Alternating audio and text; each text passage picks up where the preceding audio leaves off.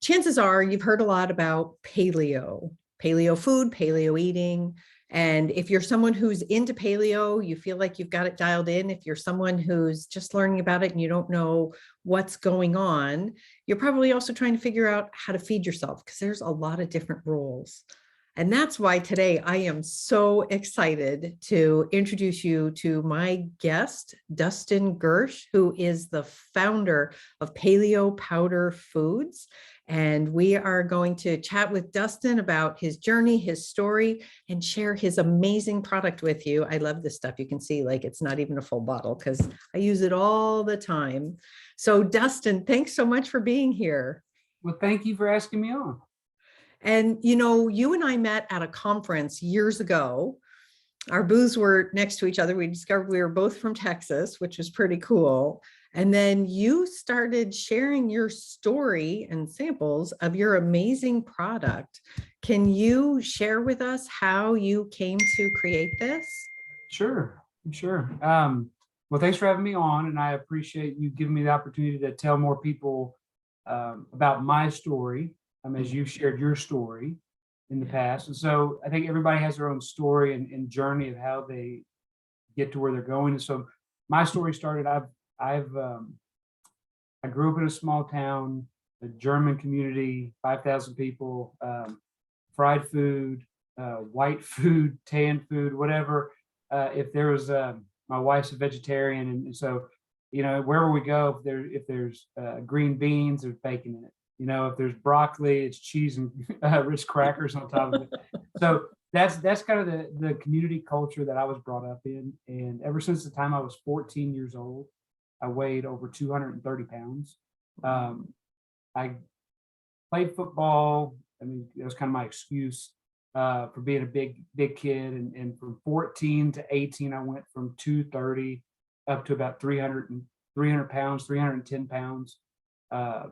Played football in college, got out of college, thought I knew what to do. I was a financial advisor, so sitting in a desk, there's really no point to be over 300 pounds. And so I went to a doctor for my annual physical, and it was a random doctor. I lived in Austin at the time, and so he didn't know me for anybody, and he just straight up told me, "You're too young to be this fat." I was 28 years old.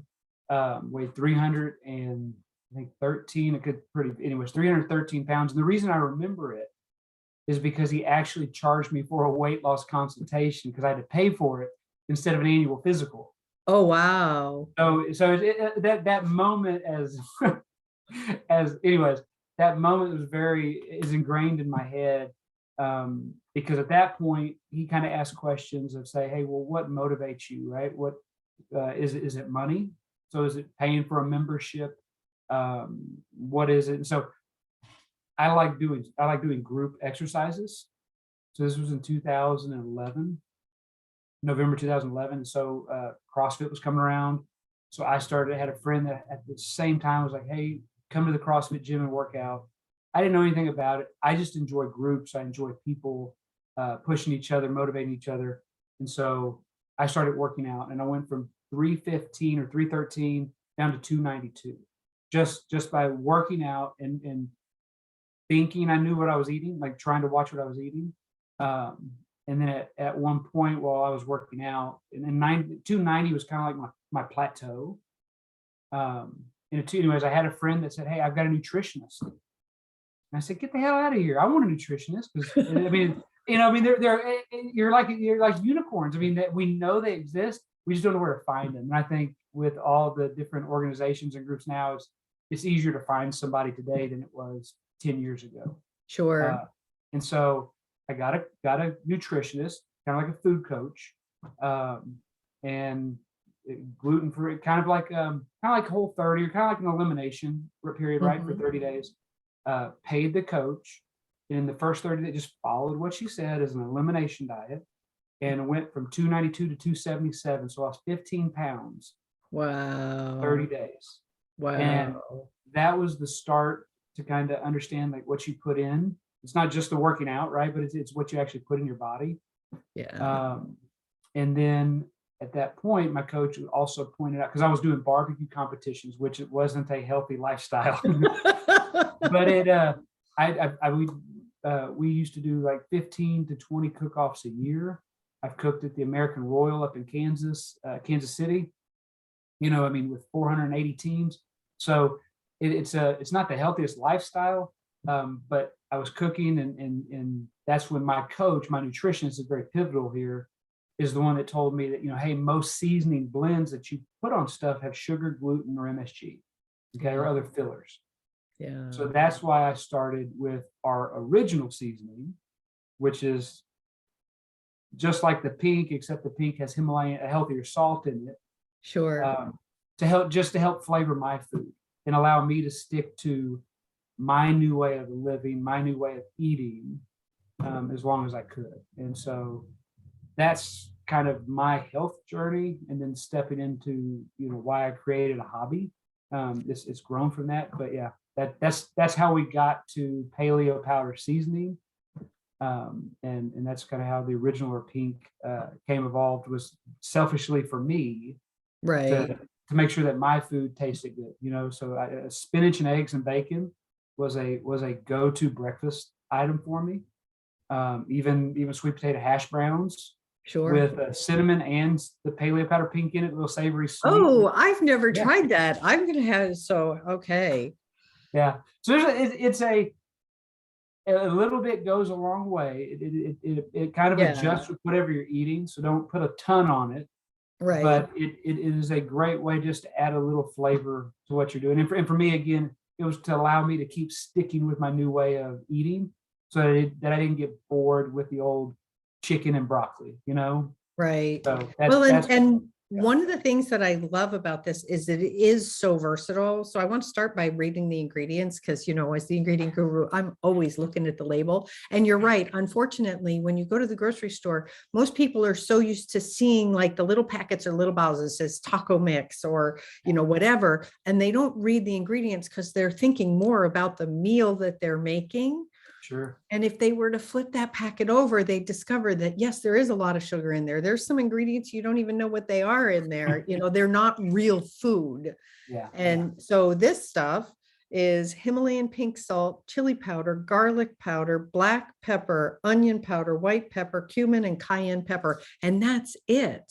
And the other thing is I kind of wish we had smell-o-vision on this, because it smells so good. And honestly, sometimes when I'm looking for a way to maybe make a dish a little more interesting, I will literally open, because it sits next to my stove. I have a little spice bench that has just a few of my favorites there, and it sits there, and I'll smell it, and then I'll sort of smell the pan. I'm like, yep, I think that'll go.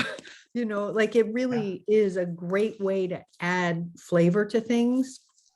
And like you said, it's amazing on eggs, which is just wonderful. So how did you get from making it for you to all of a sudden creating a company? So I'm pretty obsessive in whatever I do. So that can be a blessing and a curse, because when I see something, I know that I can get it accomplished. Again, there's only 24 hours in a day. There's only one me. So that sometimes can be a good thing and sometimes can be a bad thing. My nutritionist, I'm going to go back to Adrian. That's the name of my nutritionist. She, as we started doing the seasoning and calling it Paleo Powder, and I started going to CrossFit gyms, she said, hey, there's an event coming to Austin called Paleo FX. Ooh. Okay. And so she said, you've got to go. And I didn't know anything about anything. We show up at the first Paleo FX, and we have our card. I've never been to an expo, never been anything. We have a card table, we have some samples, and we just have our original. We don't even have the pink, we just have the original. Yeah. And next to us is Epic Provisions doing their second show. And it was just the first show with Paleo FX was just a kind of an eye-opening about health. Mm-hmm. Everybody would come by and kind of give their critique from all over the world, from different dietary or lifestyle decisions or choices that they follow, and kind of gave their feedback. Mm-hmm. And so that I love feedback. I love learning. It's not about me. And so, the first Paleo FX was kind of the feedback to get a healthier salt. Okay. And I think it might have been even a salt free. So we Right. came out with our pink and then our salt free herb. Okay. Right. The next year at Paleo FX, so Paleo FX is a huge part of this, the genesis or whatever the story or the growth of this. The next one we came to, someone pointed out that I couldn't have peppers or nightshades, right? Mhm. And as somebody that just did it for themselves to look better naked, right? That's all I was doing, right? Just trying to look better in my clothes or without my clothes. But that's when it opened my eyes, and I think really helped the company have a purpose. Mhm. Was learning about other people that had dietary restrictions. That it wasn't about how they look; it was Right. how they feel, how they operate, how they, and I dove into autoimmune issues. Mhm. I tried to use every resource I could, any person talking, doctor or whatever at Paleo FX or in the paleo community that was a specialist in autoimmune issues, just to kind of learn more, right? Right. And then I learned about IBS Yeah. and learned about, no onion or garlic. So when people would come and say, "Well, I can't have onion or garlic," I would almost have to pry out of them, like, why not? Mhm. And hopefully say it in not either a derogatory or threatening or diminishing way, like, well, everybody loves garlic, right? Or everybody loves onion, because that's not the point. The Mhm. point is to build up and to help and learn. So because of Paleo FX, because of getting to talk to people with different backgrounds from different parts of the country and the world and their dietary needs, we focused this going from a hobby to a business, knowing that our niche is the consumer. Our Mhm. niche, our focus are the people that are struggling, that don't have a choice or a voice at the store level, that can go shop wherever they want to shop. And if they have an autoimmune issue, we have a product that's blue, everything's color coded. So if anything that we have is blue, is for people that have an autoimmune issue or trying to watch or follow a low inflammatory diet. Mhm. If it's purple, that product is designed for people with IBS that are trying to avoid, FODMAPs. FODMAPs and Yep. yeah. And Well, so that's such an that's kind of how important point, because that, first of all, makes it much easier for people to know that there's a product that they can trust that's meeting their needs. FODMAP in particular is starting to get a little bit of traction, but not a lot. And it's really, really challenging for people to have that. And so I'm sure that they felt heard, that there was somebody who actually wanted to know, well, what is this and how can we help you, support you to have good, flavorful food without having to go crazy and take 2 hours at the grocery store to find everything you need, yeah, yeah. And that's and I will say, I don't know if it's food freedom, and I know that you can probably use that in different terminology.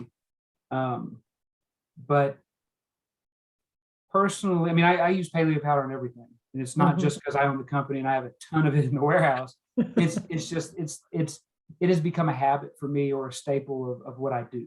Okay, Mhm. but there are certain people, if our seasonings, if our breadings, if any of our products that we come out with are the starters, right? Mhm. The hey, this is what I'm starting. I don't know, I have no foundation of knowledge. Yeah. I'm going to buy this product because it fits what I'm trying to do. I'll read the ingredients. You know what? Maybe the flavor is not 100%. It's good, but it's not 100% for what I like. Hopefully there's some food freedom in the sense that then as they get more educated, right, and reading labels, then maybe they do their own thing and they Yeah. don't use our product.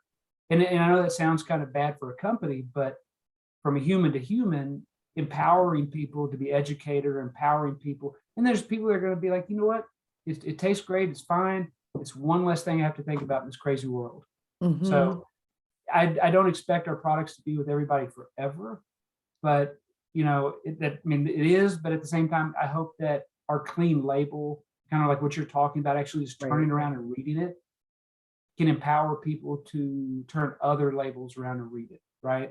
and empower them to make individual decisions on their own as they go, right? But I feel like our product is a good starter. It's a good long-term thing. I think where we can really impact people is the people that are making the change and Sure. make their food taste good, because And that's the most important part. I think one of the problems that people run into when they first have to make a dietary shift because of health issues or because something's gone on, that they're like, man, I can't keep doing this anymore. I have to do something different, is learning how to eat in a way you want your food to taste good. Like we have all these taste buds. We are designed to savor and enjoy our food. And if you all of a sudden start going to plain blanched vegetables, well, that's only going to go so far. And I also like that the way you shift, because I will share, I remember when I met you at Paleo FX, I was the first time that I got your products, obviously, but I also got some of your breading, no gluten in there, no bread. And I came home and I made fried chicken. My husband was like, you haven't made fried chicken in years, because I don't, I can't. And he was like, this is actually really good, and so to have something that gives people back the way they like to eat with flavor, to encourage them to stick with it, because, I know this is kind of trite and a lot of people say it. It's not just a diet. This is a lifestyle. This is about making a healthy change and sticking to it so that you can address health issues or reach health goals in a way that is sustainable. Yeah. And that's why, like with our breadings, which is our newest line of products, we have 3 breadings, and that was the whole point. One breading's a nut based with almond meal. Another one is cassava based, so allergen free cassava crackers. So it's not even flour; it's actually crackers that have been broken down into crumbs. So the cassava based ones are my favorite because they're the ones that are the crunchiest. And that's when you eat fried chicken or fried fish or pork chop or a fried avocado or whatever it is, you are eating the fried food or that oven baked or air fried, because of the crunch and the texture. Then we have our newest one, which is a cauliflower crumb. So, I'm going to have to get that. and the point, you hit it right on the head. I mean, the point was, and as we come out with more products, the consumer is the number one focus, and like you said, for not having fried chicken for however long, to be able to give that back, not nothing to us, but to give you that back. Right. It helps us to understand that's why we exist. Sure. And I'll be honest, it's not like I eat fried chicken a lot. We don't eat fried food a lot, but just knowing that I can have it and that I can make it in a way that meets my dietary requirements is huge. And there's, I mean, thanks to air fryers, or even just oven racks, it's you get the same crunch texture that that you're used to, right? But in a very healthy way. Yeah, no, absolutely. It's really great. So, I'm so excited that you have all these things. Definitely going to have to try the cauliflower coating. So how would people find you if they're looking to connect with you, to get product or to learn more? Where would they go? They can go to paleopowderfoods.com. Great. Or you can look us up on Facebook, Instagram. I think we have a Twitter account, but it's just Paleo Powder, PaleoPowder, and that you can find us. And yeah, we're on Amazon, we're on Thrive Market. If you're walking around your Walmart or Sprouts or HEB or wherever you're located, because we're in over 5,000 stores nationally. And if we're not in your store, the best way to get our product in your store is to just tell somebody that hey, have you heard of this, or could you bring this in? Sometimes that's the best way, is the consumer demand. Yeah.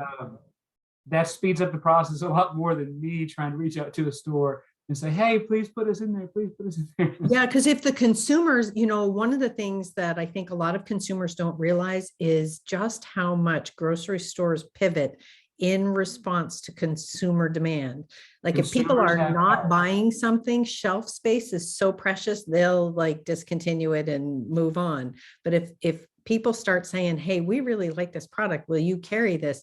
They pay serious consideration to that. I was very excited because I used to get it at Walmart and I can get it at H-E-B now. Yeah. And, Yeah. you know, I remember being really excited the first time I saw it in H-E-B. It was like, whoa, look at that.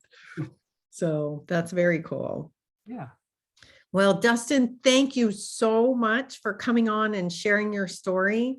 And folks, I'm just going to tell you, if you haven't tried this stuff, you really have to. And, you know, the thing is, it's kind of funny because as the ingredient guru, I don't create my own seasonings or breadings or coatings or food products of any kind, but I try and find all the best stuff out there so I can tell you where it is and what it is. And this is one of my favorites. So thanks so much for joining me, Dustin. It was really great to talk with you. Thank you so much. Yeah. And folks, have a great day. Don't forget to click like, subscribe, and we will be back with more videos soon. Take care. Bye.